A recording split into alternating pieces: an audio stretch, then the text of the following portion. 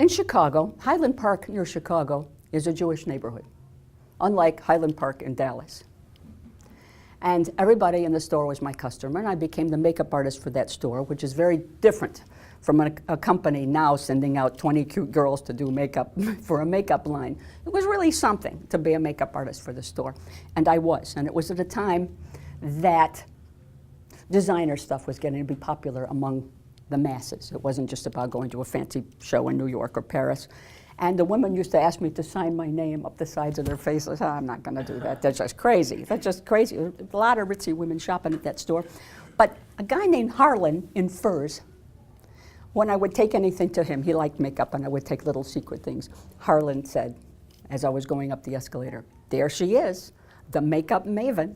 So when I came here and decided to do makeup freelance here in Dallas, I liked the alliteration. Now everybody's a makeup person that called the makeup maven, and they introduce everybody as a makeup maven. But yeah, I was the first, and people know that nationally and probably internationally. If you Google my name, they know me. And when I came here, I decided to have cards made, and I was going to need a logo. So I thought about makeup maven, looked it up. Maven, a word of Yiddish origin. Okay, it figures. I was there at Neiman Marcus. I went on, an expert, a professional. Yes, this is going to work. But then it said in parentheses, usually self-proclaimed. So it worked. It absolutely worked. And there's a card that says the makeup maven. I've been a makeup maven. Probably, I think I got that nickname about 35 years ago, something like this. I had already done theater makeup. I'd done it on myself as an actor, on other people. And it's strange, you're trying to get into your own role, and other people are saying, I love the way you do my makeup, do mine too. So we would do theirs too. And I learned about lights and sets. And what I was saying to one of our students here, one in our audience, what has been written for theater has been written for a distance and under a certain kind of lighting that makes you look like a pillar of salt, unless you're 2 or 3 tones darker, unless you hollow and contour and do that. But theater now isn't all that, unless you're working at the Met or one of those major theaters, and even then the lights are different than the lights Corson used, or I should say worked under, worked with, wrote about. And there's a lot of theater in your face, black box theater, so there's a big difference. And I've been asked the question, is it pretty much the same for film? Is it way different? It just depends. There are lots and lots of different little levels of theater makeup. So we do theater makeup, and we work in commercials, and we give consultations, and we work with celebrities, and by goodness, the days are beautiful. Beautiful. And especially since the fire, it seemed to be a whole cleansing thing. I think that I got closer to DPA, and DPA got closer to me, and it's neat. I love you guys. There is love in business, and that's important. If you want to know one of the roles of a makeup artist, there is makeup. And it's good. That's its own skill. Let's talk about makeup. It's great. And that's what I bring to the shoot. The makeup is in there. The stuff that I really need, the stuff that you need after you've done the makeup and you take it to the set, that's all in there. And it's very important. The skill, the art of makeup is very important. It's good to know all the differences. It's good to know close-up and distant. We give talks on that too. Those things are very good. This is your finished product that we're talking about. It's a visual business. It's important. Most of what I see out of Dallas, and this is why I'm glad you're here, most of what I see out of Dallas is that you'll hire somebody that works at a makeup counter. To men, and I'm not blaming you for this, but to men, she's a girl, she's pretty, she's good with makeup. That's good. She'll be good on the set, and it'll be cute. That's great. That's all cute. That's all well and good. But now, to those of you who are here who really want to learn something, thank you. You may know most of this information already, maybe not. Doesn't matter. It's good to go over it again because I have a lot to go over with you. But there are so many benefits, I believe, to having a makeup artist on set, particularly because most of what an actor does on or before set work is, most of what you do out there is tech work. It's going to be, let's lose that line.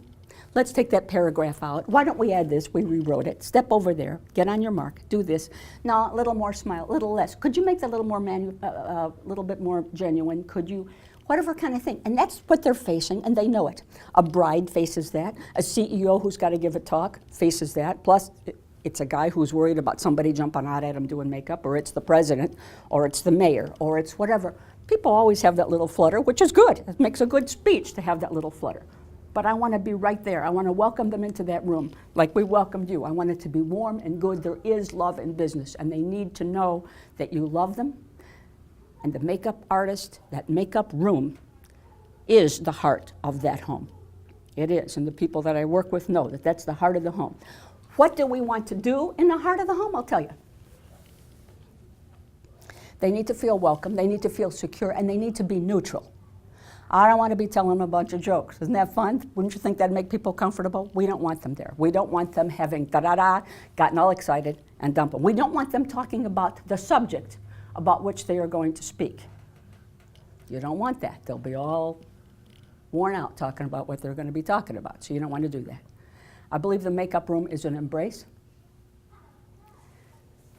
and a bonding, and I want to tell you that the first thing it says in many of the makeup books made to teach people how to be makeup artists, you getting the sound okay? All right. The first thing they tell you is do not take them water. They will see you as the water person, and you will lose your authority. You think I'm losing authority by taking somebody water? Please. You take them water, you make them comfortable. You want it to be, here's a good tip, room temperature water. Anybody speaking does not need a closed throat. And that's what water does. So lots of actors are very, very happy when you take them room temperature water. Straws. Men don't want to drink water with straws. They don't want to drink anything with straws. It's not a guy thing to do. I don't care. I don't care because you know what kind of time it's going to tie up if you drink something and it comes down. Even water. Can't fix that. Well, you can fix it. Take off the shirt, dry it, get the blow dryer. You can fix it. Better the straw. And so, of course, it's for the makeup artist to say, I know how you probably feel about drinking water with a straw, but this is why. You know, and once they know why, or I'll say, here's water with a straw. Oh, but I don't have lipstick on it. No, I know that, and that's a good thing. So, you know, that's what you do. You take them water, you take it with a straw, you explain it so they're comfortable. Everything to keep their comfort level. They're already nervous for some reason. Everything to keep their comfort level happy and neutral. And all the things they'll tell you. I could write a book. I could write particularly a celebrity book. There aren't enough stories about them that you could do some kind of big thing on anyone. You meet them. People say, okay, you did Steve Martin and Marty Short. How fun is that? That was a tremendous amount of fun. He said, I bet you had a picnic with those two. No, I didn't. They're getting ready to do a very carefully timed live show. They want me to be quiet. They want to go through their lines in their head. I thought when I was going to be 50 years old, I'm 70, and I thought when I was about to be 50, that makeup artistry, which is a glamorous job. I'm lugging that case every day up and downstairs trying for it not to melt. They think it's a glamorous job, but I thought when I got to be 50 that I would be finished because it is, you know, there's a way to look and a way to be. And actually, what they really want on set is mom. They want the comfort of mom. They like to come in and know that they are loved and happy and that you're leaving them alone. Happy, jokes, all kinds of stuff. Every so often it's fun to have a quip on set, like when we're talking now. When they're finished, when there's a break, have a good time. When the whole shoot is finished, and Mikon will tell you, it's like, we'll have a riot. I mean, it's great, but work is work. Keep them neutral, keep them happy, and that's a good part of why you want it. You want it when you're doing a documentary? You bet you do. There's a psychology to makeup. The psychology to makeup is this. You want your presenters to be like anchors, but comfortable probably, or to be like anchors like the president. All right, whatever is the mood, you want that. And then your documentary is all the more in the rough, makes it more documentary. Somebody was presenting an Academy Award to makeup artists, and she said, these are the people who make us look like we're not in documentaries. And it really is the truth. So it does add flavor even to a documentary to have your presenters look a certain way. As I say, whether it's casual and together or whether it's very dressy, there's that. And it will, even if you're just powdering the subjects in the documentary, whatever, it could be about football. It doesn't make any difference. Have everybody being who they are, and it makes it all the better to have them wearing makeup. There is an interesting other psychology to makeup. Someone made a faith film about a mother and 3 daughters, and one of the daughters was a rebel. She was a little errant. Nobody would say in a faith film that the girl was maybe really errant. and I couldn't buy it because the psychology of makeup didn't hit. I'll tell you what they did. The mother and the 3 daughters all had the same makeup. And I'm not just saying the same type of makeup. They all wore exactly the same makeup in the same color palette, applied exactly the same way. The mother and her 3 daughters. Okay. The end of this movie is that the errant daughter has found her godly self. She has married someone. She lives on a ranch. They have a baby, and she looks sweet. And she's wearing the same makeup that she wore when she was errant. What would it have added? What would it have added? Even if the mother and 2 of the daughters had the same stamp of makeup. Okay, we'll give it that. What would it have added if this girl had a little more makeup? Or maybe she had a tattoo that later she covered, right? What would it have been if she had a little too much liquid eyeliner? What would have happened if she had, depending on how far this faith film is, a little bit of lip gloss or a whole lot of lip gloss, and she's at the table, and right away they're talking about her errant ways. Let her look at it a little bit. So then when she comes home, right, that would be nice. There is a lot to the psychology of makeup. There sure is. I think if somebody is going to be blustery, you can change little things with powder. I think if they're supposed to be evil, it wouldn't be a noticeable thing. There are little things you can do to an eyebrow. Plenty of things you can do. Plenty of things. So if you have somebody who knows about makeup and who thinks about the psychology of color. And it's funny, with wardrobe, I don't do wardrobe. I don't have a steamer, I don't do that. But I'm very happy to make remarks about wardrobe, and a lot of you guys ask, just pick out a wardrobe, and that's fine. Or let me tell them first, not this or this or this. That's a heavy-duty yellow. They're going to see that before they see anything. Eyes go to light. We see before we hear. And I always give the example of, if a gentleman's wearing a lapel pin, it better be the American flag, or he could be telling you that it's the end of the world, and the audience is going to be looking to see what are the initials on that pin again, because they're busy doing that. Most of my work is not creative. I mean, think about it. I'm not often asked to make a woman look like a mermaid, and I can do that. I can surely do that. I do a lot of lookalikes for theater, Landers, or I made Jack Alder look like Sigmund Freud for Freud's Last Session. A lot of times lookalikes, and it's from Beethoven. Somebody said, "Oh, you made him look just like Beethoven. How'd you do that?" I said, "Well, I'm old. I dated Beethoven." So a lot of them are lookalikes. Where was I going with this? There's so many things to tell you. The eye goes to light. That the eye goes to light. Thank you for that. Thank you for that. So and also this, no matter how innocent makeup looks, everybody has a sort of a white circle here. So no matter how innocent it looks, the eye will even go to that, and makeup will look like makeup. So you're not creative, you're doing quality control? You bet. Most of my work is to provide no distraction. Thank you for that. Is to provide no distraction. It's tedious work. It's mindless work. No lint, nothing between your teeth, no sweat marks, no funny little jewelry, nothing too shiny, even though tape video isn't like it was, where anything shiny because it was electronically reproduced would make a trail if you moved. Nothing like that. You don't want flyaways, you don't want, the typical little things. But then there is much more to that, much more. So there's the makeup, that goes with me. And if the case were stolen, or if it's up a walk up with 20 flights of stairs, I would pull up a couple of things out of the case and take them with me. But the case is what interests us here today. The case. What interests us is that you might want some of these things in the studio, or you might want your makeup artist to be prepared, or you might want to just keep something in your pocket in case you need it yourself. If you can't hire me, it's like charter. If you can't get help at charter, get help someplace. But that's how it is. Mints. They're for me. I work up close in people's faces. I don't like mints. I don't like gum. Too bad. Boo-hoo, it's a sad old world. If you're working in people's faces, you need them. And when you leave them out, they like them. It's called icebreakers. It could be any mint. But I like these because it really does break the ice. They're happy to know. It's one more little thing to reach for that's home that they may need. A toothbrush. A toothbrush with hair in it.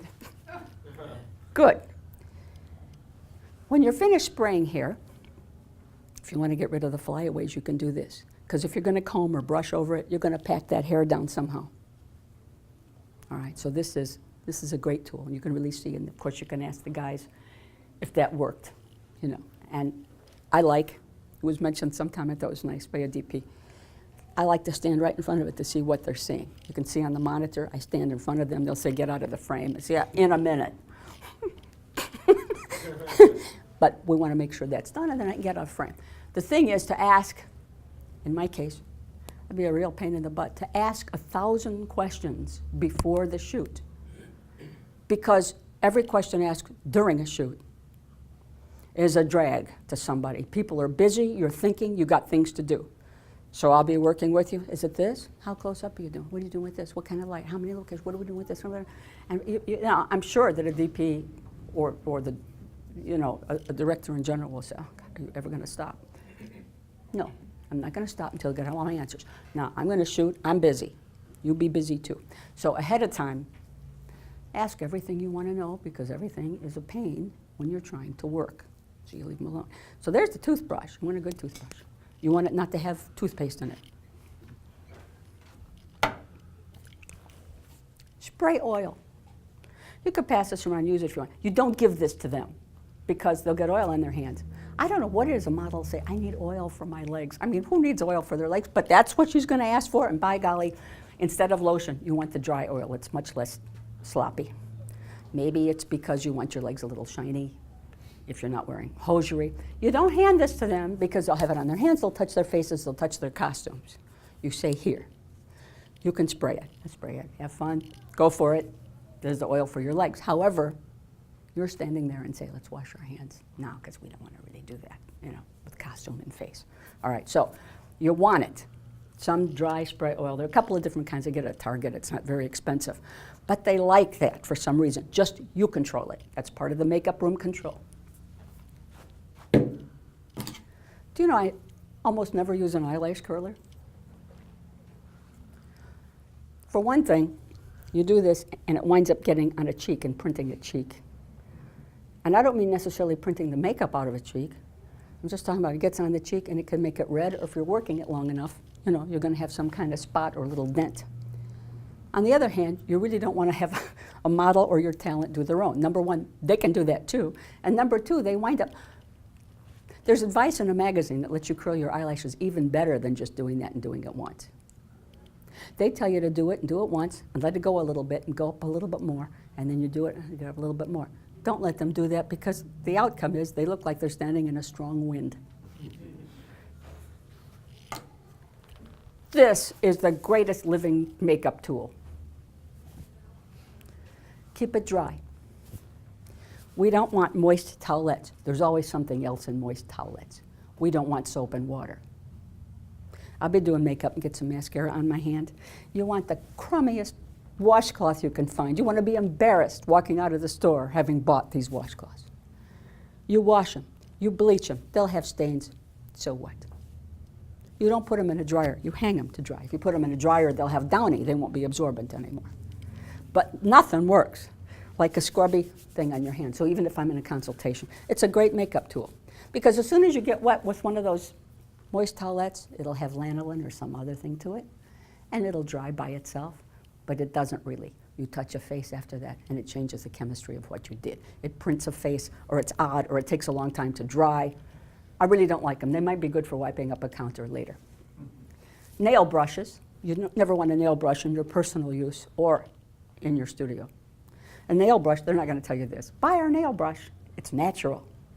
Just because it's natural doesn't mean it's great. I mean, hemlock and rat poison are natural. So here comes this nail brush, and you're going like this. They're not telling you that you're splitting your nails when you do it. The best way to get makeup out is a dry, crummy washcloth. You know what it looks like. You know what it feels like. Give that to him. I'm passing it around, so you really do get the feel of it, and you can see that that will take up makeup off your hands, out from under your nails, everything, without doing any harm to anything. It's a great tool. Just go buy yourself a bunch of crummy washcloths and call it a day. And as I said, don't dry them in a dryer with Downy and stuff like that. So when you do that, you'll see that that really is your best tool. So here, what? How would you wash them? Just wash them. Dry them. You can wash them and bleach them and put them over your shower to dry. And if it's got some crummy makeup or lipstick on it, it's clean. You've bleached it. You've gone as far as you can go with it. It's probably germ-free. But you don't want a nice little fluffy hotel washcloth for this. You want the real deal. I have this. This is scrubby, but it's not loopy scrubby. It's not enough. This wouldn't get under your nails. If you want to get rid of cream makeup on a face, you're going to fight fire with fire. Let's say you had shortening in a can, and you're down to the end of it.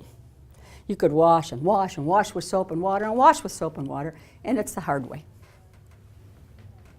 You put it over a little bit of warm flame, or put it in the oven for a second. Careful when you take it out. And any little bit of shortening is out of that can. Now you can use it for whatever, your paintbrushes or whatever you're going to do. What that has to do with a face is that if it's cream makeup, you want to soften it with more makeup, with more oil. Even if it's an oil-free makeup, it was a creamy makeup that somehow dried on your face. You can wash and wash and wash, and eventually that makeup will come off.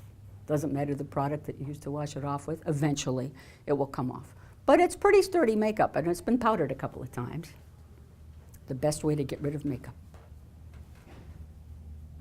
Oil, vegetable oil, a little bit of vegetable oil, and heat it up with your hands. The reason that I don't let women who are trying perfume do this, it changes the chemistry of the perfume. It gets so hot, and it doesn't dawn on anybody. I want to try this. And it really does. You might want to feel that with yourself. It sets up a heat. So, a little bit of oil. I don't think olive so much. It could be coconut. It could be any other oil. And even if you're averse to that, even if you have oily skin and you know, I just don't want any oil on my face. Yeah, you do, just for this. A little bit of oil. Heat it up. Heat it up good. Put it on your face. That's how you're fighting fire with fire. Why scrub? Why wreck your skin? Oil's not going to hurt you in the long run. And then you're going to go wash your face with whatever you wash your face with. I don't want Kleenex, paper towels, toilet paper, paper napkins on your face. And I really don't like moisturizer wipes on a face or baby wipes on your face. Paper is wood fiber. Microscopically, you might as well be using something like Brillo. So what I do, if somebody's teary, you pretend this is a napkin. There's your napkin. You do this.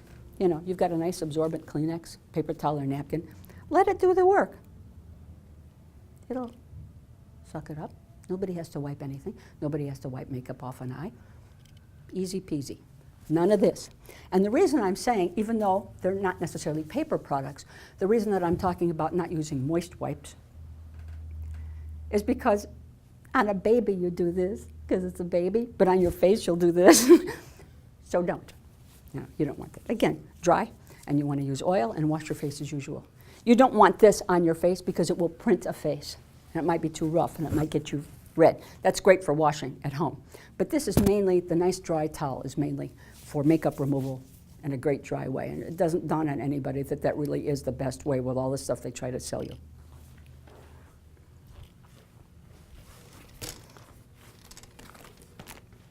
Lint remover. The paper is way hard to get off. So you put it in a plastic bag. If you put it down in the plastic bag, you couldn't get the thing out of the plastic bag. Antibacterial. And a nice smell that everybody likes. That one's tangerine. Bath and Body Works. Tangerine is neat. The problem is that once you get something, it becomes seasonal, and you can't always get the same fragrance. I like tangerine. It may not be available. You may have to wait till next year in the summertime because that's when they come up with certain things. Straws. Remember the straws. This thing is funny. This in the box will get old and decrepit, and it'll be odd because you travel with makeup. But straws. And yes, even for gentlemen. Now we're going to have a little talk about powder. And we better. We better. So here comes your new counter girl makeup artist or somebody that went to beauty school, and your talent is shiny. Why are they shiny? Is it oil? Is it just shiny because they're just shiny kids and they're, shiny? Are they shiny because they're sweaty? Are they shiny on the top of a bald head? This is big information for you. Big information for you. These are an old-time product called blotting papers. When I was a teenager years ago, they were popular. They weren't blue, they were tissue. In a pinch, if you don't have blotting papers, you can get toilet paper seat covers. They're lint-free, and they work. Don't hoard toilet paper lint covers, seat covers, because they crumble in your pocket or purse. So I'm just saying if you needed something like that, you do it. If you're on a set and you don't have this. This is for oil. It's not for sweat. They're about $5, a little less at Target. You don't buy them where you buy brushes, sponges, applicators. You'd think you would. But no, you buy them where you buy Fresh and Clean and Clear and Clearasil. These are evidently sold for people with zits. But no, if you have oily eyelids, and it's not pat, pat, pat. It's like you just let it work. Just like I said, let that sop up the tear. Let this scrape up the makeup. Let it work. And what's neat about this is you're not just powdering and powdering, even with the best powder. By the time you're finished with powder and letting somebody powder over all the sweat and oil that they do, and believe me, I've seen it, I mean, ad nauseum. By the time you do that, you've got the cracked face, you've got the wrecked sponge, you've got somebody that by the end of the shoot looks as though they were shot in various lighting circumstances. This works under or over makeup. They also sell these with rice powder on them. You don't want that because then you have to look to see where the rice powder squares are. We're not trying to powder. Yet again, we're not trying to powder. You want these basic. You want to do that. If somebody is oily, that's what you use. And again, there aren't enough of these in the world to wipe up sweat with them. Sweat, mic problem.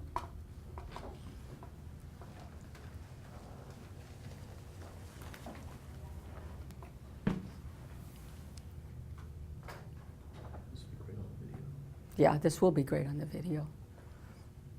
This is how nasty rumors start. There's a lot of witnesses. Yeah, it's a good thing. It's a good thing. Sweat could be paper towels, don't wipe. Sweat. It's really funny after doing, who was it, DeMarcus Ware? He said, well, we got my towel. I said, no, I sold it on eBay. It's just it's the truth. Oh, here, sweat. These are bar towels, not to be confused with regular dishcloths. They're not terry cloth, nothing, this. And each person gets their own. If you've got a sweaty football team, put an initial on it, just give it up. You've got to be buying these, washing them. In fact, I've had the football team. Oh my God, that's how nasty rumors start. Anyway, this is lintless. It's a tea towel, it's a glass towel, it's a bar towel. And that's for sweat.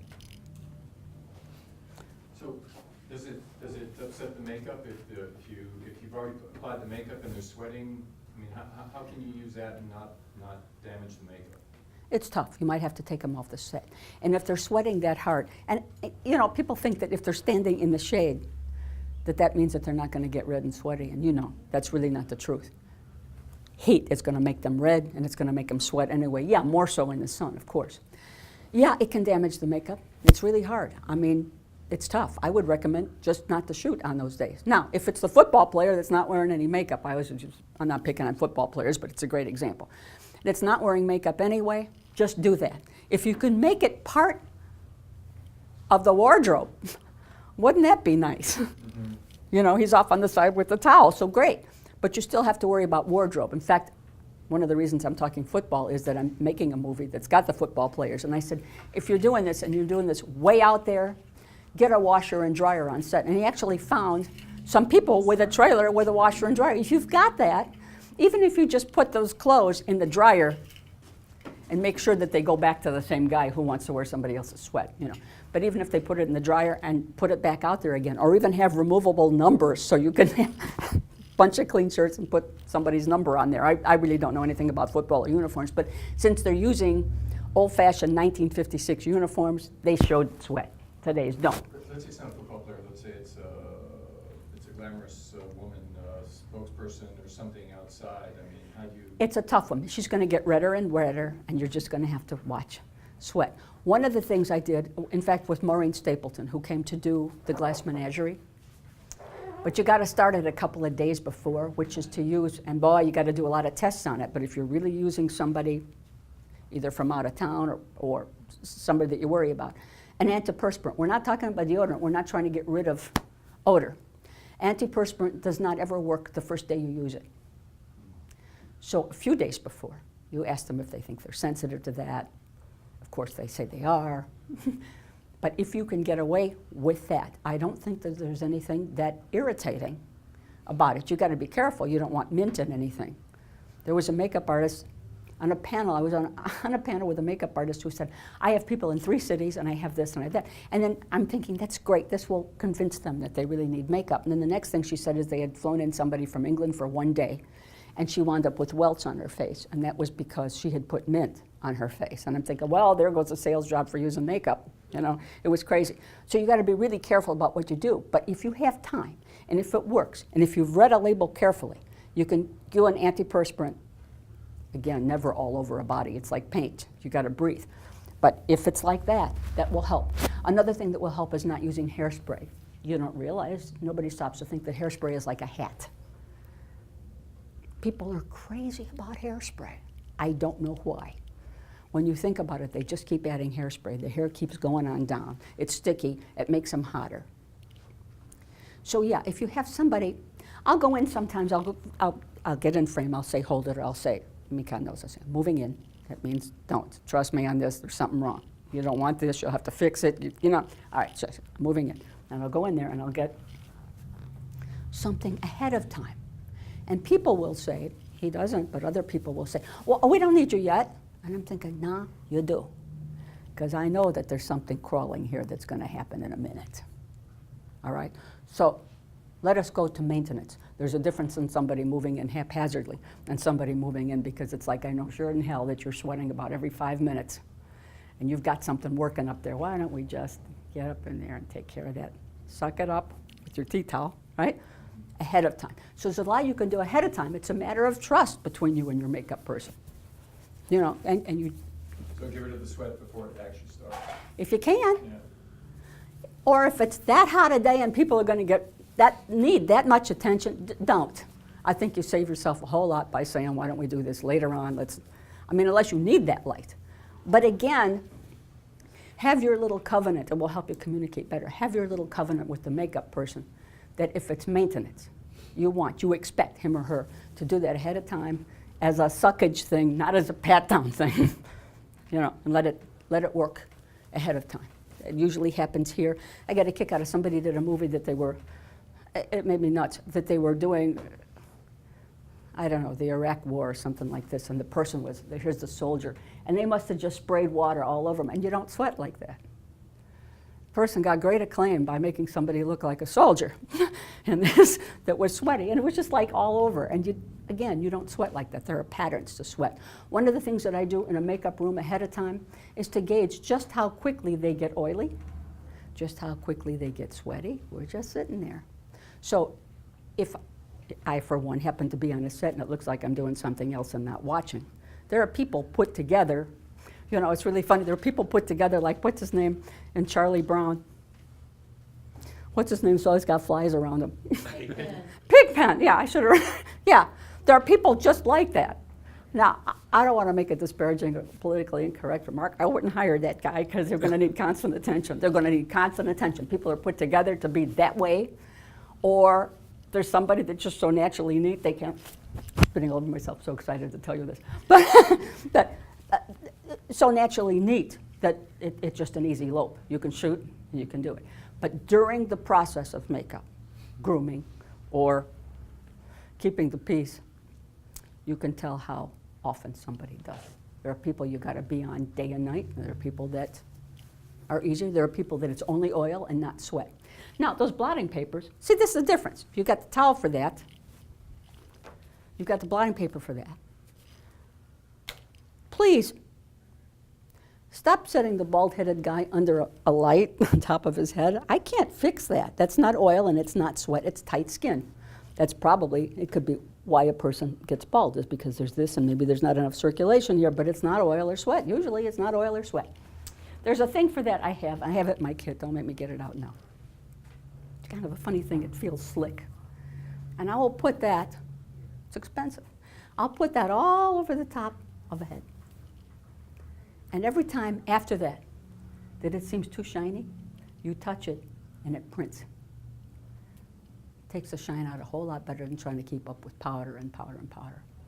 Because everybody would know that the top of that guy's head is not that dry. You want a little bit natural. When we first started with high-def cameras, they would say to me, this guy or this woman is a little bit shiny. I say, it's not hot. The reason you have a high-def camera is you want that real pretty skin that looks like skin. You want to keep it this way.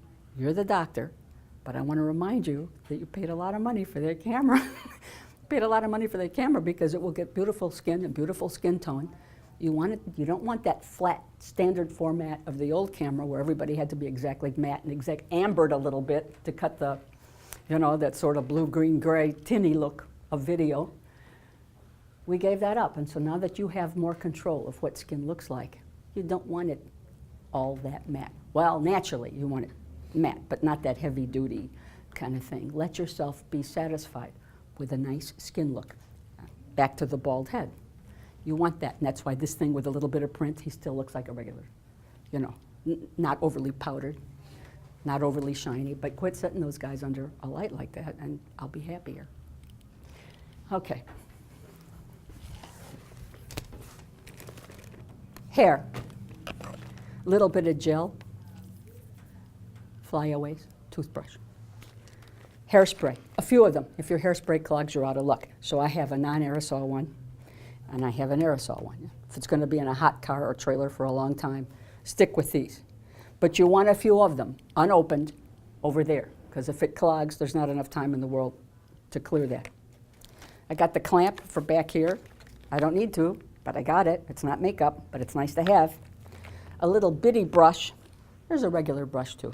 And women like to do their own hair. No, I brush it. What if we combed it? Because you're like full of electricity today.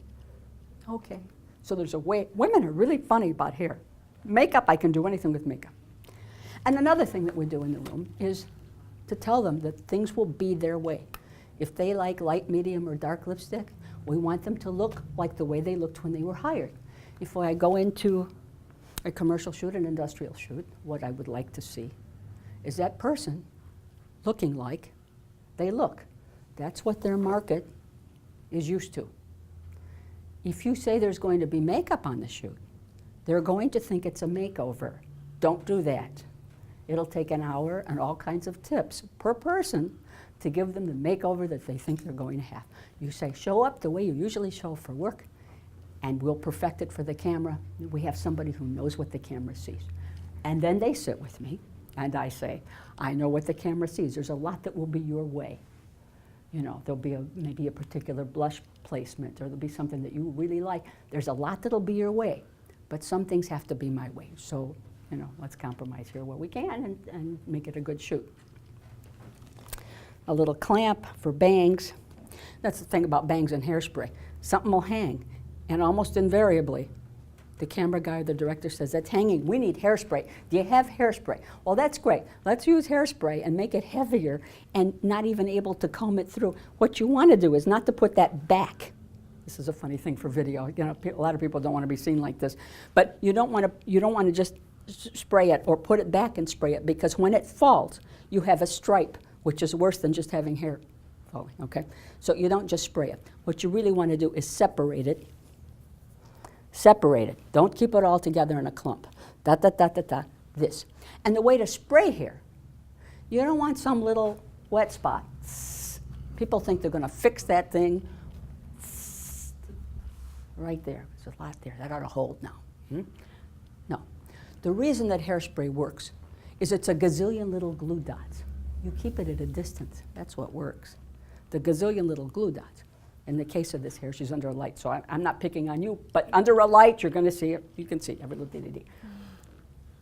You put your hand in front of your face, but not on your face. Or you put a napkin in front of your face, and at a distance. That's all. It's not a big heavy-duty sweat thing. We're not putting a cap on her head, and then we're going to take a toothbrush and get it down. And then we're going to look exactly there and see what the camera sees. And then we're going to, if she's turning and talking, we're going to have her turn from side to side, little at a time, and see. And if she needs more hairspray, that's not going to be a big wet spot either. Toothbrush. It doesn't tamp down the hair, it just makes for perfect. And you keep looking until it's right, because that will set up the whole rest of your shoot. Obviously, you don't want hair in her eyes. So some of the pins in here, get every kind of light, dark pin, but we also have little gold pins. If a pin has to be seen, you want a little gold pin. We don't want to see a bobby pin out there. You want a little gold pin as if it's intentional. So you've got all of that. You got the little gold intentional pins. You've got bobby pins of every kind. There's your gold right there. Rat tail comb. Hair does start to tamp down. You pull it up a little bit from under. Yeah? You pull it up a little bit. So not only does it make a part, it pulls it up a little. You don't need a lot of tools. Da da da da da da. The comb itself. Rubber bands for ponytails. Sweaty situation, you want her hair back. Don't even start. And hairpins. You can always loop a little hairpin under, and it's not seen. You'll have to watch it because they slide out, but essentially. All right, so there's hair. What's the clamp for? What's the what? The clamp? Clamp? This? Close. That's why I say it's not my job. It isn't, but if you're not seeing something from behind and you want this, sorry. Get it? I don't know if I've got it. I think so.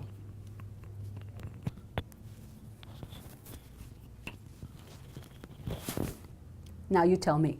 Yep. Yeah? Yeah, I can still hear you. All right? Okay, we're good.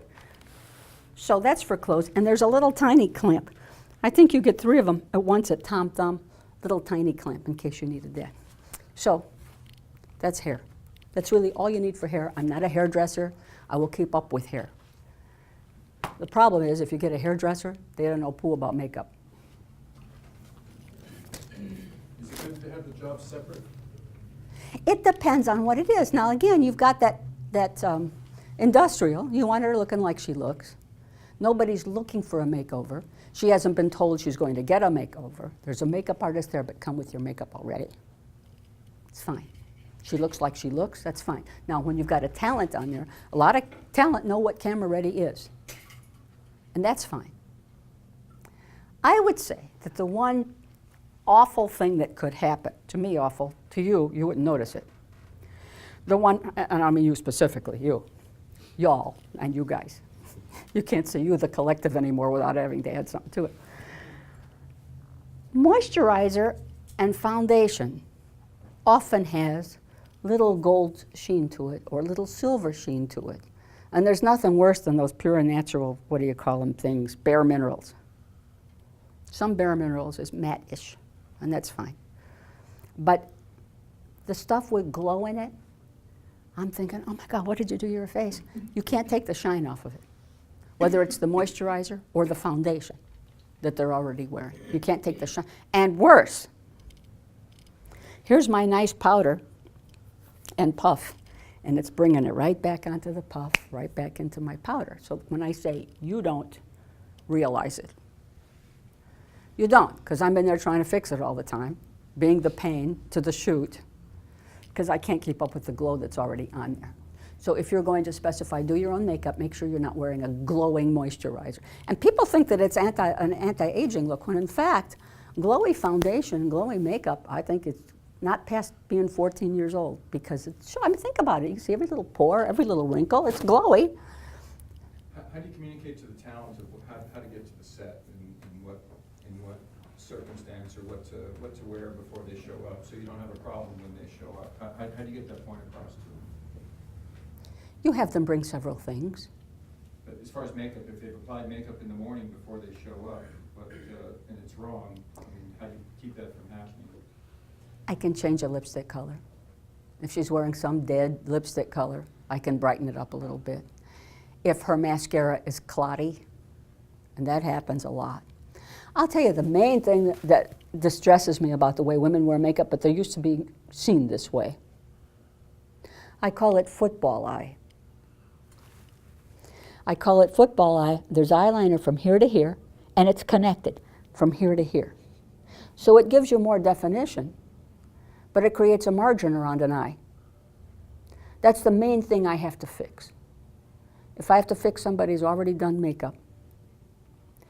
Let us take a tip from the ballerina. The ballerina's on a big stage over there. She's got big eyes, a beautiful figure, and she's graceful. Do you think she could get away with that with football eye? She can't. The ballerina, and this is a great big version of what I'm going to tell you that I'm looking for, what I need to fix most of the time. The ballerina, or her makeup person, usually the ballerina herself, again, getting ready for a role.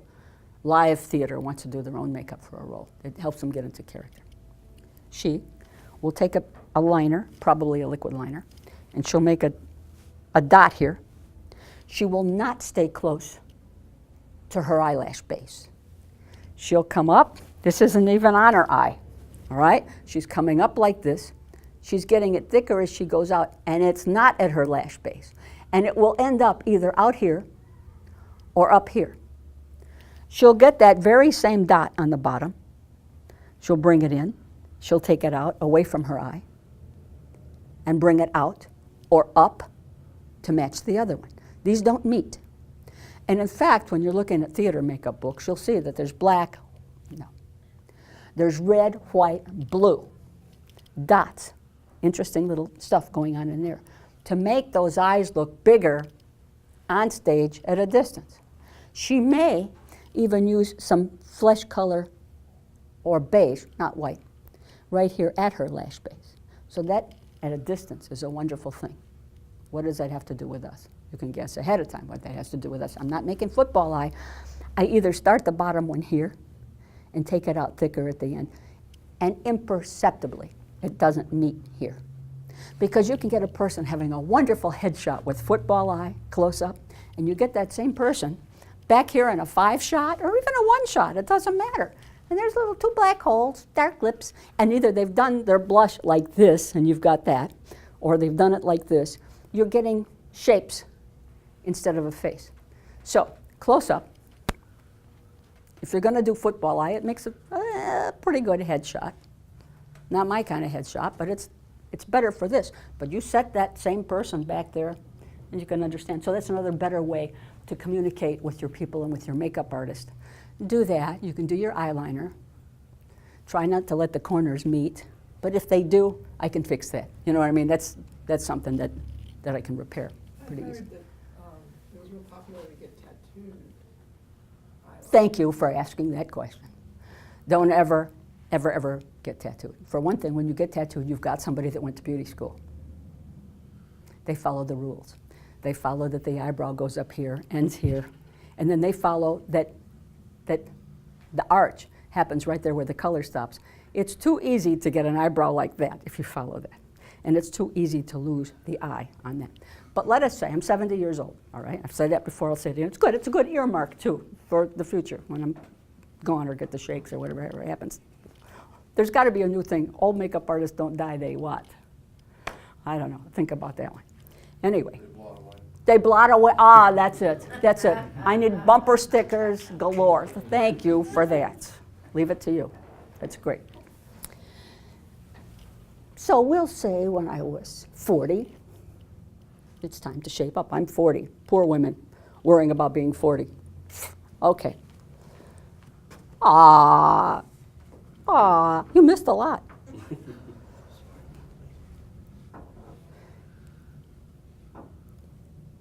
I started here and worked it here exactly, football eye, and it did that, and it met here, and then under there.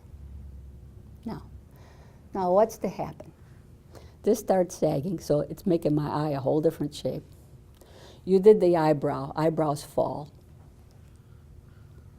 No, this reminds me of the jokes about the people that got the Harley thing on the tops of their butts. So what happens? The wings start falling down.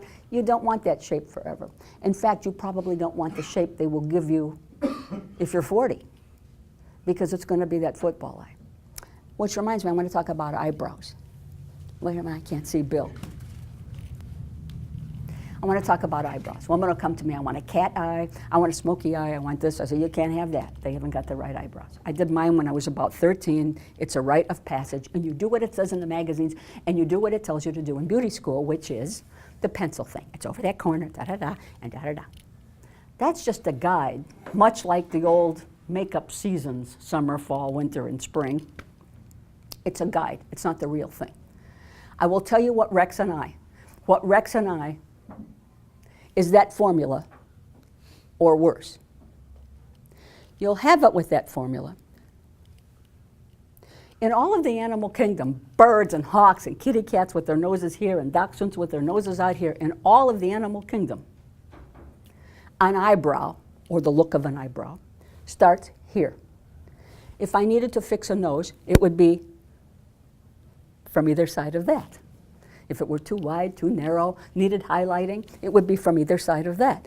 Now, if you can imagine constructing your skull, that from that line, there's going to be a curve, right? And from that curve, it goes straight. Well, a woman will do an eyebrow like this because her wrist is bending like that. We don't want that round. So you got this, the bend, from that place where it stops bending, straight. And for me, that arch is a tiny little bit outside of where your eye color stops, and then down. And then there's a pencil trick about how far down. You put the pencil to here, and that's where your eyebrow ends. I don't care where it ends. You can get a lot of character by doing different things with stopping or not stopping. Now, what are you to do about this? Does that mean you're supposed to take your eyebrow more to the middle? It does not. It means that what you really want to do, under, and I've done it on mine today, I have those 13-year-old eyebrows. Oh, hello, how do you do? Good, you might have something to add to this. Another makeup artist. You want to start making some little up hairs.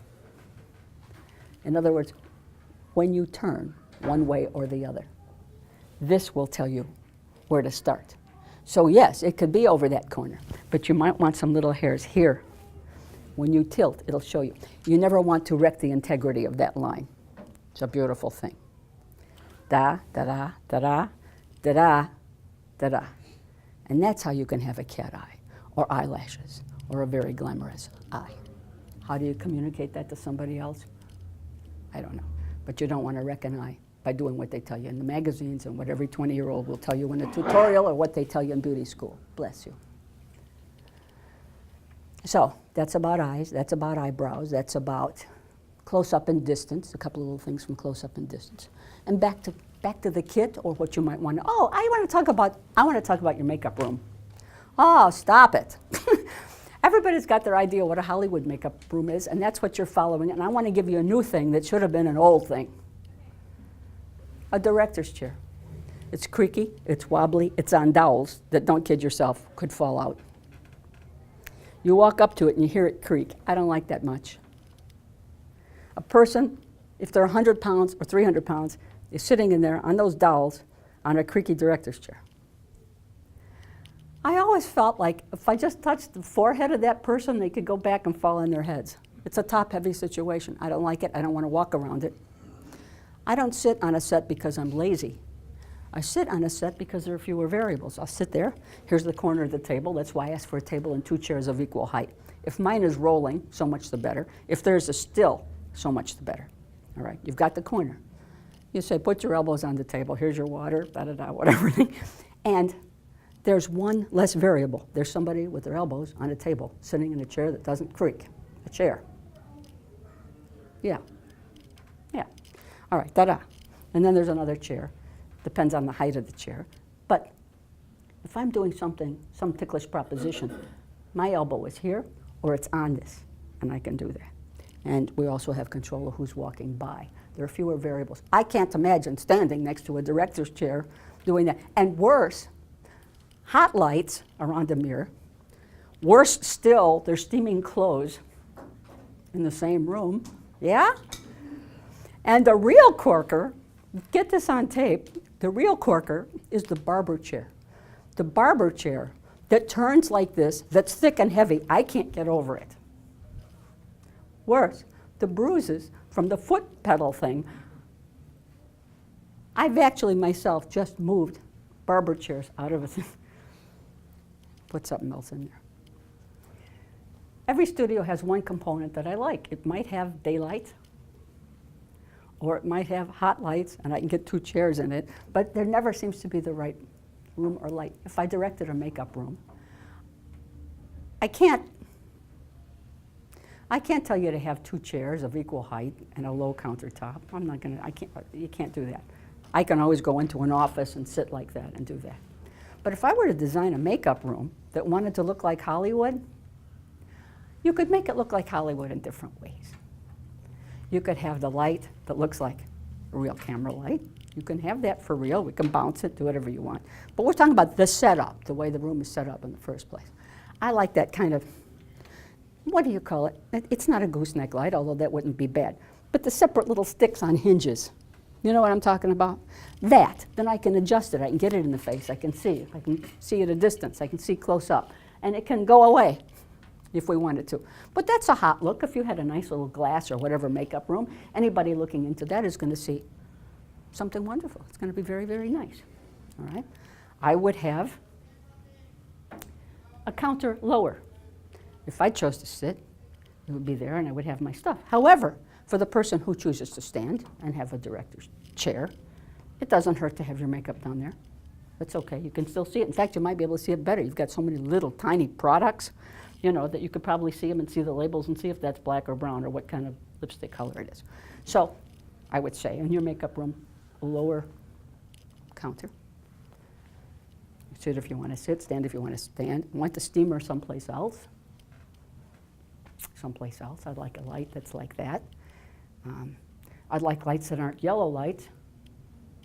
But with a good, strong lighting situation, I could see colors, I could see everything better. And people say, don't you want to do light under our lighting situation? It's going to be like this. And no, I don't. I've seen that lighting situation, and I'm transposing on my feet or in my head. I'm transposing what it is that you'll need. And if it's done under that very strong light, then don't worry, it'll be all right. Are you creating your makeup under lighting that is similar to what is being shot? Yes, but as I say, I'll go in there and I'll say, is it going to be like this? Part of the million questions. The da-da-da, dee-dee-dee, da-da-da. What about da-da-da? Okay? All right, it's all close up, distance. All right, so you calculate all that and you say, oh, it's going to be a nice soft light. It's going to be great. I don't care. I'm doing it under a strong light. Generally speaking, under very high or very low light, you need more makeup. And I don't mean foundation. I mean you need more feature makeup. However, then I'm doing it under a strong light, knowing that it's going to be a soft light, or knowing that it's going to be a full light, or having seen that and asked those 1,000 questions. I know what's going on. And then, again, I'll transpose that under my light to what I know they're going to see out there. So like the light that you use, would it be daylight? Or? It's like that. Real bright light. And it's a light that they'll never let you see yourself under in a store, because we would walk away all disgusted because nobody looks good under that light. And I don't mean just my age. I mean kids don't look good under that light. But again, a lot of my work, mine for one, is transposing what's going to be out there versus what I see.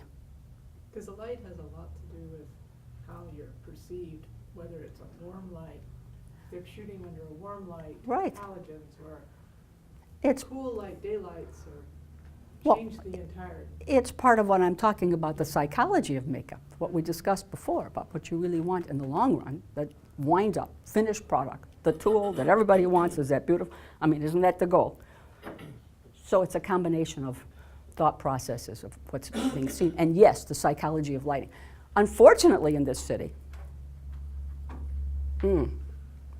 Unfortunately in this city, I very seldom get a script ahead of time. Wouldn't it be nice to get a script ahead of time? Because you could work out some of those little things. This person starts out mad and winds up really okay. She's happy now. She's in the right situation, and she's happier now. So there are a lot of little stress things you could do, little not noticeable things, as I told you about, like the Faith film, all right, that I saw. If I see a script ahead of time, that's great. And then traditionally, when you're making films, we work very closely with the lighting director. And they don't do that here. Okay. That's what has to do like with contour. I can contour somebody beautifully for you. You've seen my makeup. I got real nice, imperceptible, it's great.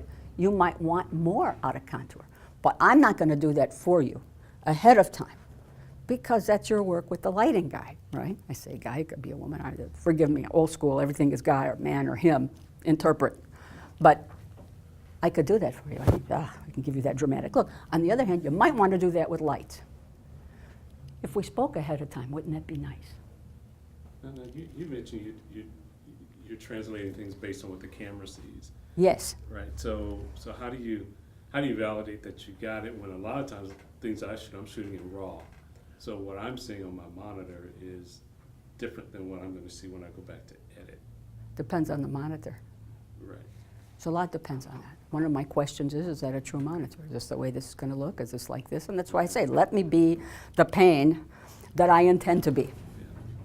That's part of the questions. I want to know what you're going to see. Do you, ahead of time, what a great to talk ahead of time. Do you, what a concept. Do you want it to look raw? Do you want it to see this? What's in your head? I want to be the hands for what you see. And I will be, but communicate with me. Give me a script ahead of time. Tell me a little bit. I don't have to see them yet. Give me a little bit. How are you going to light that? What's that mood? How much of this do you want? What do you intend for them to wear? What is the model? Is she going to be seductive? Is she going to be the girl next? Tell me something ahead of time. I bring everything and I can do it, but how neat to be thinking about it, to be able to give you more. Bill. So, sort of in reference to his question, you know, we have monitors on the set now since we shoot in HD, and we see a lot clearer image than we used to see when we had just video assist or Right. we didn't have. So it's a what you see is what you get situation for Right. the most part. But monitors need adjustment sometimes So too. how do you deal if the director or the agency or the whatever is looking at the monitor and they're not liking what they're seeing? I'd talk to the director. Because too many cooks, as you well know, can spoil the broth. So, and what's the solution? That's up to you. I listen to the director. I listen to who hired me directly. You are my contact. Okay. From the time I get that contract with you, you are my contact. I listen to him. What do you want out of this? I don't know. He never does it. I don't know. This 1 minute they're telling me this, and this other guy over here tells me. You tell me what you want. I'll deliver that. So If that's not right and they don't like it, I'll deliver it again another way. And if that guy doesn't like, that's up to you. Whose shoot is it anyway? Not my decision. So you pick one person who's a final arbiter of taste. Right, I don't want to listen to this. And worse, I don't want to listen to what the talent wants. I'll listen to that in the dressing room. That's your chance to tell me that you like to look this way. Still, in my head, again, transposing. I have the information that you gave me. No, it's a good solution. You just pick one person who's You hired me, final. right? Yeah. All right, I'm yours. Okay. So are you also there though, you know, again, we often have clients, especially in the corporate world, that are, say, uneducated in our world, you know, video and whatnot. Anything from, like you mentioned earlier, you know, you shoot in a raw format that looks really flat on the monitor, and you may not be able to show them what it's going to look finally. Do you take moments then to educate clients as well, or is that just the If director a will client ask you- asks me something specifically, I am seeing this, and how is this going to look, and how is this? I can do one of a few things. It depends on their temperament as well, and it depends on to whom they're answering as well. It's a lot of juggling that I shouldn't have to do. Think about it. I do what you want, period. And like you, I don't want a lot of opinions, but you get them, I know. So I can say, this is a light we did in undersea. This is perfection, every feature the way you want it, like this. Come back out here. Come back and take a look. Mikon, would you show them what the camera sees?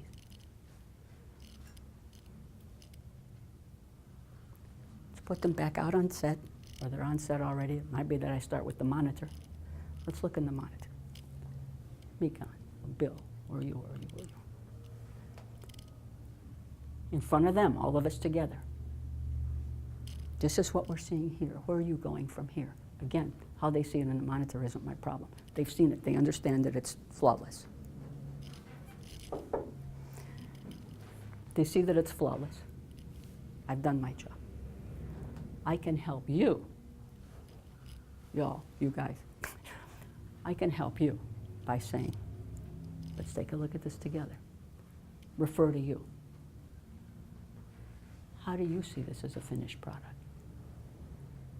And then you get to say, the monitor. It's true, but it isn't. It's not for me to explain. I don't know the tech of that. What I do, I've got knowledge. Journey to the center of the earth with what I do. I don't know what you do, but I can be a good bargaining agent to say, baby them through it. There's this and this and this. And only you know when to stop babying them. Make sense? So your point is if you can see it with your eyes and it's good to your eyes, Right. that's the final arbiter of taste, and that the monitoring situation That's your deal. is its own world. And I can't adjust it. I can't fix it. I didn't start it. It was the old prayer of serenity. Give it up. I can't do it. But I think if it really gets, having looked at that, I can't see anymore. I think that push coming to shove, if I take them under that strong light and say, this is what we have. If you turn that light off and we have yellow lights in the makeup room, this is what we have under regular light. My light is a strong little light. This is what this looks like with the lights off and this on it. In other words, whatever it takes to show them that face in different ways, then maybe you can tell them the transposition of your monitor, camera, and lighting. I don't know how else to handle it. I would have done my job under every kind of light, shown them different situations. Here's a lot, here's a little, here's this. Now when you go back to the monitor, he can explain. No, I mean, just from personal experience, in a situation where the client thought that the talent did not look colorful enough or whatever, so they ended up putting a lot more rouge, and et cetera, et cetera.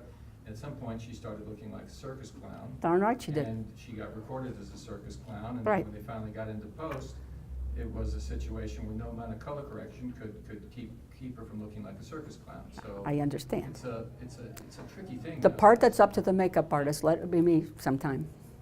The part that's up to the makeup artist is trying to explain, there's this and this and this and this and this. And then it's for you to tell them about the monitor. I don't do monitors. Okay. I don't do cameras. I don't do any of that. That's why they hired you. Right, there are shapes that I get that I don't want a photographer to try for. When Photoshop first came out, it was a wonderful thing, and every camera guy wanted to do Photoshop. It was fun. Now that it's been here for a while, photographers and videographers consider the fix-it tools, whatever they may be, to be like doing the laundry. It's like, yeah, okay, fine. But even when you're good at Photoshop or airbrushing a picture, they used to, and it's still, I think, a beautiful way to do things. But even when you're very, very good at that, there are shapes I know that you don't know. I understand the balance of where eyelashes could go. I understand that eyebrow thing that I told you about. All right? Let me do the shapes. It used to be where they'd say, oh, come out of the makeup room, that eyebrow hair doesn't matter. Yeah, it matters. And I'm going to do that. If there isn't enough time, hire somebody that throws it together. All right? But I'm going to get, and I don't take that long. I'm not saying that I'm taking forever, but I am saying that I'll take the time to make that good. You shouldn't have to sit there doing the laundry fixing stuff. You shouldn't have to do that. If you're spending that kind of time doing it, and then when you do fix it, again, I know the shapes. That shape that makes that good eye that I told you about. I know the shapes. Let us do our work. Back to the case. Is there anything else more about this? All right. The case. And as I said, if I didn't take this in and you had these things at the studio, I'd be real happy about that. That's fine. I'll always take the case. This is great.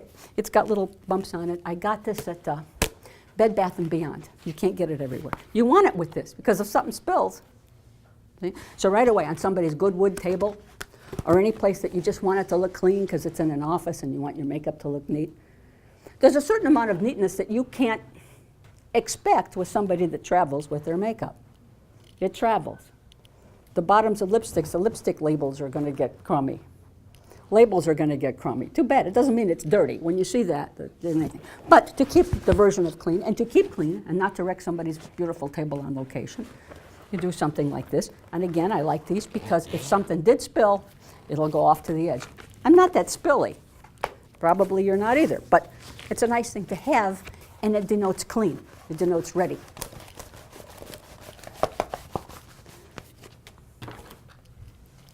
So we start with that. I have a light, the strong light that I set on that. Don't make me take that out. More dry oil for what I told you. Nail polish remover, Band-Aids. It's not makeup. Band-Aids, little alcohol wipes, and lotion. That's in a plastic bag. The plastic bag is crumply.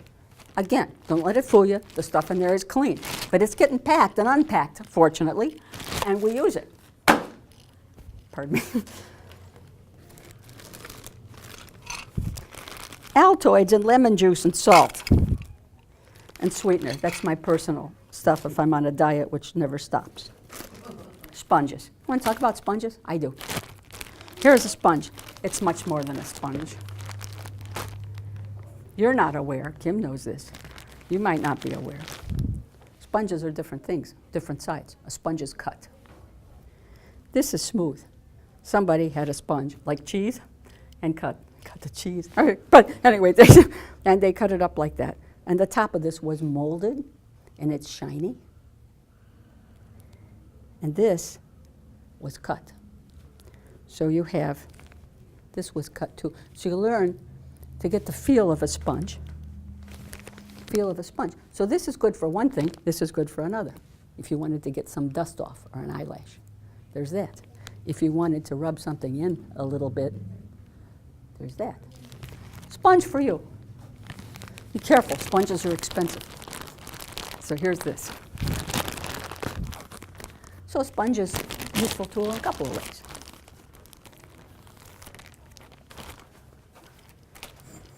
Aren't you glad you came? Some brushes, spatula in case we want to mix makeup. I have jars of cream makeup that I pull that out with a spatula and put it on this. I've cut and folded aluminum foil. So I can take makeup out of a big jar with a spatula and put it on aluminum foil. I could take it back with me to the set. I could fold it up lightly and use it the next day.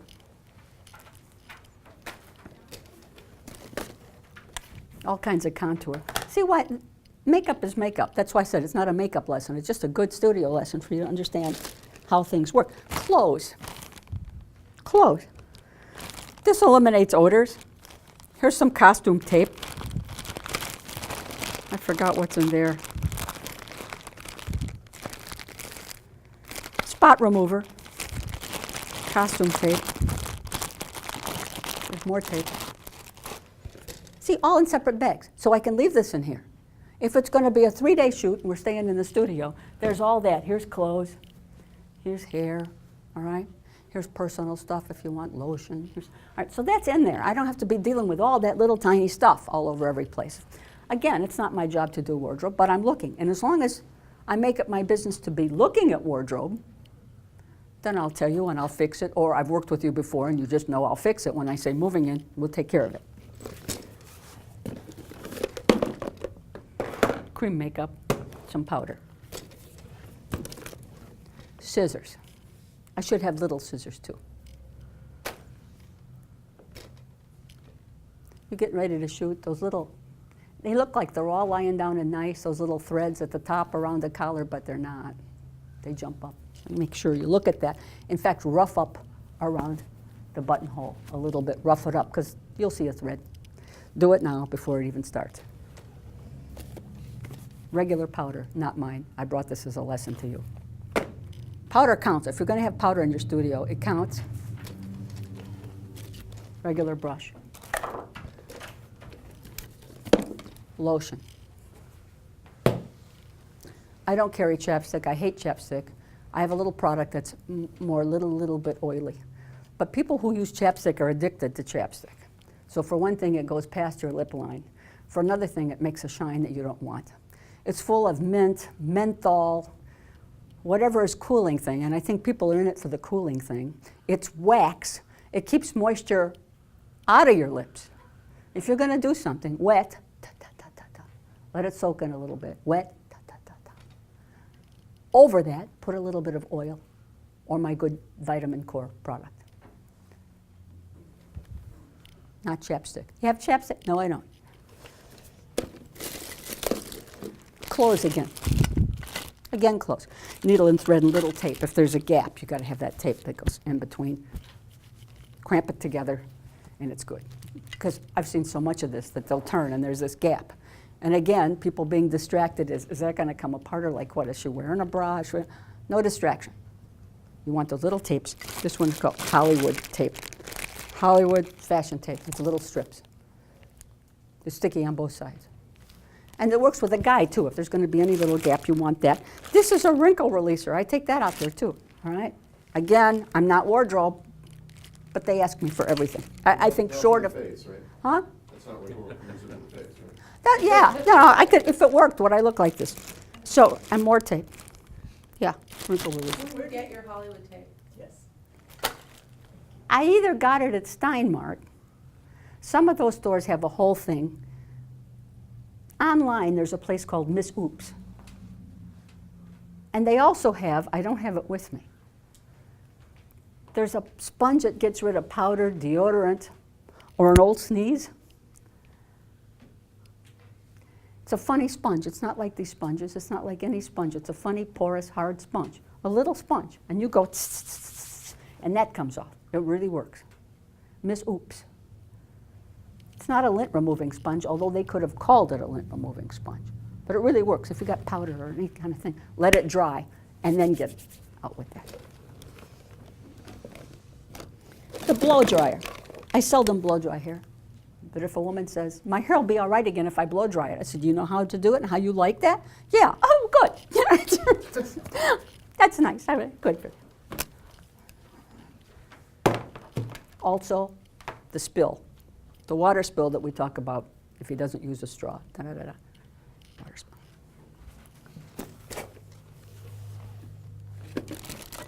I told you about hairspray, told you about the toothbrush, told you about brushes. That's basically it. And then again, there's makeup, which, you know, you don't need to know all that. If you want to know that, you come to another class or have me give a class at your place and have people over, whatever you want to do. All right. So now it's time for questions. Hey. So as a producer, my job is to provide you tools, right, and give you certain things. So white light is obviously, or daylight balance light is what you prefer? I have my own light. Okay. If you had a studio and you're doing a dressing room, I would recommend light and have a couple of them that are cute. They're cute because of the real lights that you use, or there are decorative lights that you could put that bulb in. Okay. And then, so let's say, for example, you have, which I'm sure is a lot of certain smaller productions around town, they can't afford a makeup person, and they say, okay, come camera ready. Like, what does that mean? Do you have any tips in terms of a certain moisturizer not to use because it does create shine? Or, you know, going back to your... There isn't any one. I can't begin to go through all the lines. But what I would do, if I were you, is to come up with, or you can pay me to do it, you can come up with a list of what camera ready means to you and email it to them. What camera ready means to you. And I've done it with Mikon, to just say there's this and there's this. You don't want this. Things not to do. Things not to do. If you have a mascara that clumps up, we'll do your mascara. However, this isn't a makeover session. We want you to look like you look. We want you to look the way camera ready is to you. You've done this before, obviously. Come in looking like that. But please, when you do, we would prefer that you don't da, da, da, or da. Instead, use da. And to add on to that, so if you do have a production where you can afford to have a makeup artist, what is a realistic and good time estimate? So say, for example, call time is at 10 a.m., we need to have a set call at 11:30. Is that plenty of time for makeup? I don't need to be there while you're setting up. I need to be there 15 minutes prior to talent arrival time. If I were late, and I'm never late, If I were late, there still is the time when they're saying hello and hanging up their wardrobe and going to the bathroom and, gee, I haven't seen you, Gloria, in the longest time, and da-da-da-da. So it's okay. But there's no reason to get me there an hour and a half before while you guys are setting up. It's a drag. So now, as far as the time it takes to make them up, you'd be surprised. There is a guy with zits all over his face. There's a woman who comes in looking perfectly great, the way she is, and I look at her, she doesn't sweat, she doesn't anything, she's a mannequin that speaks well, all right? So I can't calculate, not between whether it's a man or a woman with makeup time. It could be some guy that gets red so quick, all he has to do is touch his face, and it's kind of like, where do we go from here? It could be a guy with a heavy beard that needs makeup, but you can't get in the beard and cover that up because you can't see it. One of my questions is, how contrasty are you going to be doing this? In other words, how porous are you going to get with this? And sometimes I can recommend ahead of time, if we ever spoke about it ahead of time, I can recommend ahead of time that this particular person might take a little bit too much time, that photograph, that headshot was great, but I know this guy, and he's going to take a little more time than that. That was shopped up to even him up, and of course he's not sweating here, but I've worked with him before, and I know that this is what happens. So how can I calculate time? If everybody really is camera ready, let's say 20 minutes per, because you're going to have that woman that is peachy, or the guy who isn't, and he needs a whole face full of something to get his act together so he's not a distraction. That making sense? So I would say 20 per. Now, if you need somebody made up from scratch, if you need that, of course I do that too. But if you're talking about industrial or corporate thing, then there's that. I want to talk about powder. Eventually, all right, powder of every color. Here's powder in the pan or loose powder. It's beige, or it's rose beige, or it's peach beige, or it's cafe au lait, or it's dark black, or it's black ebony, or it's whatever thing, ivory and ebony, as the song says. You've got this whole thing. And you could say, what color powder? Well, naturally, you want it to be kind of the skin color. But understand this. If you're going to have somebody that keeps powdering them, eventually the talent will become the color of the powder in the pan. And that's why I don't use very much of it. They just keep running up with powder. And that's why I don't use much powder. I have, in my makeup line, I have a powder that's white. And yeah, if you use enough of it, you'd be white. White. But I can use it on African Americans, I can use it on Asians, I can use it on deep Hispanics, porcelain people, and everybody screams when they see it, but I don't care. It's just a thin little thing. And it's okay to use around eyes. It doesn't help eye wrinkles. It's absolutely wonderful. But I've seen baby powder in studios. Please don't do that. You rub it and it becomes shiny. You're asking for trouble. Better you don't use powder, all right? Regular powder, when you get powder for black women, it's beautiful. It's got a little bit of gold in it, and that woman looks fabulous. You don't want it for camera. It's good for walking around. You don't want any twinkles in anything for camera. Powder, where was I? Powder, twinkles. Oh, just regular powder in any color does clump up. Some of it even with one application, let alone addition of it. This is not a sales job. I have a white powder that's good, that maintains, it's great. And if you do the things I told you about with blotting papers and how to handle the difference in sweat, oil, or just shiny, tight skin, if you do that, you don't have to powder so much. That would be my major thing to tell you. So it's even about powder. Now, any more questions, because we're done. It's a couple of hours. Question. Oh, yes. I'm making a short film where a woman is having a bad day, and I thought being able to play a part in it. And so in the first part of the film, she's supposed to look like really radiant, very cute. But later in the film, she takes a shower after some bad things happen. And I wanted to look less radiant. Should I have her not wear makeup, or should I just ask my makeup artist to apply makeup that makes her look worn down? Well, it depends. I haven't seen the person that you're shooting. I haven't seen the person. Worn down could easily be no makeup, but you don't know if you want it to be that worn down. I got a kick out of something Dolly Parton said. She said, "Do you know how expensive it is to look this cheap?" And another thing is how much time it takes to look this natural. So there are a lot of answers to it. I'd have to see it. One of the things that I do for producers who can't afford a makeup artist is I have a small session whether it's about special effects or if it's something current or if it's about moods, I can have a small little session at my studio and help with that for not very much money. And it's better to have that ahead of time than to hire some wannabe that just wants to keep powdering and wrecks your shoot. So I don't mind doing that. There's nothing in it for me, and if I can do it ever, I'll be happy to look at them and give you an answer. Okay. I have loved this. Thank you for letting me do this.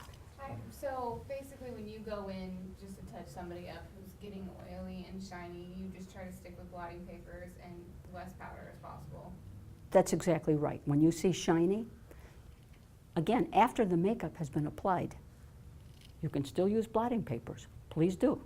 You want to do that as much as you can. And then when you can't do that anymore, you want powder like my white powder. Da-da-da, little bit. What about that Van Nye product that's Final Seal, and they spray it on your face and you're just there forever? I don't want to say anything on tape. Okay. Don't make me do that. Thank you. Thank you from my heart. Thank you for letting me do this. I mean to educate you. Watch this over and over. If you missed the first part of it, then please come back and see the first part of it again. I hope that you are entertained and well informed, and I thank you from my heart for letting me tell them this.